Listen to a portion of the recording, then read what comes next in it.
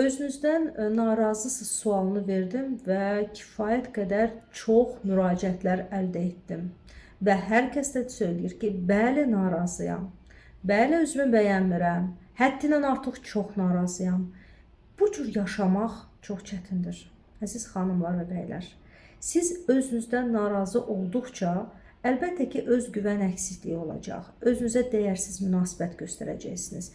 Şəxsi münasibətlərdə də, işgüzar mühitdə də öz sözünüzü deməkdə çətinlik çəkəcəksiniz.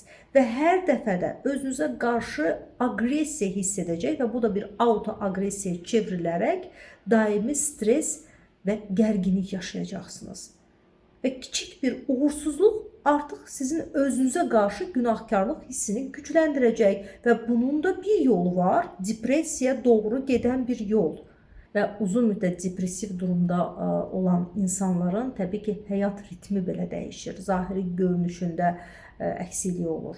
Bu vəziyyətdən çıxmaq olar. Yəni zamanında mütəxəssisə müraciət edərsinizsə, sizin özünüzə qarşı olan günahkarlıq hissinin nədən qaynaqlandığını biləcəksiniz. O səbəblərlə işlədikcə əlamətləri susturmağa müxtəlif variantlarla, dərmanlarla heç də gərək qalmayacaq.